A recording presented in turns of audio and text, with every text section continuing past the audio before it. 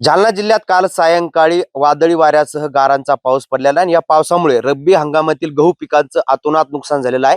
मी सध्या जालन्यातील सिरसवाडी शिवारामध्ये आहे आणि हे जर आपण पाहिलं तर हा पूर्णपणे गहू जो आहे तो भुईसपाट झालेला आहे। खरं तर हा गहू काही दिवसात काढणीला आलेला होता आणि शेतकऱ्याच्या घरामध्ये हा गहू जाणार होता, मात्र त्यापूर्वीच निसर्गाचा कोप झाला आणि हा शेतकऱ्याचा गहू जो आहे तो पूर्णपणे भुईसपाट झालेला पाहायला मिळत आहे। जिल्ह्याभरात अनेक भागांमध्ये अशीच परिस्थिती आहे। मी सध्या सिरसवाडी शिवारामध्ये आहे, आपल्यासोबत शेतकरी आहे।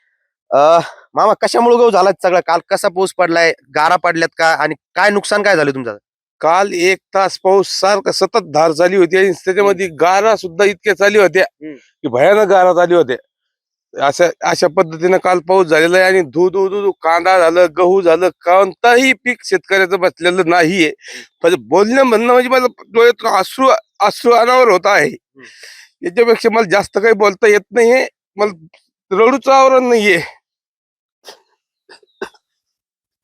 आणि माझ्या तर शेतात कांदा जे पीक आहे इतकं गावामध्ये एकदम हे पद्धतशीर होत असतं, पण माझ्या घरात 1 रुपयाची सुद्धा कमाई राहिलेली नाहीये।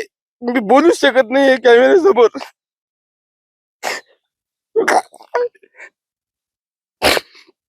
किती नुकसान झालं? आता किती गहू झाला असतं? वर्षभराचं धान्य झालं असतं। वर्षभराचं धान्य झालं असतं आणि कांद्याचं पीक माझं 2-4 लाखाचं होत असतं।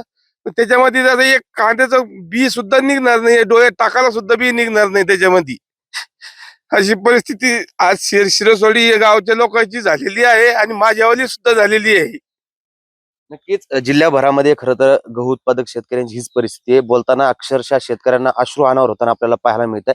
खरं तर वर्षभराचं धान्य काही दिवसातच घरात जाणार होतं आणि त्यापूर्वीच गारा पडल्या आणि त्या गारामुळे अशा प्रकारे गव्हाचं जे आहे ते भुईसपाट झालेला गहू आपल्याला पाहायला मिळतो। त्यामुळं शेतकरी पुन्हा एकदा जालना जिल्ह्यातील आर्थिक अडचणीत सापडलेला आपल्याला पाहायला मिळतोय। अक्षय शिंदे, साम टीव्ही न्यूज, सिरसवाडी, जालना।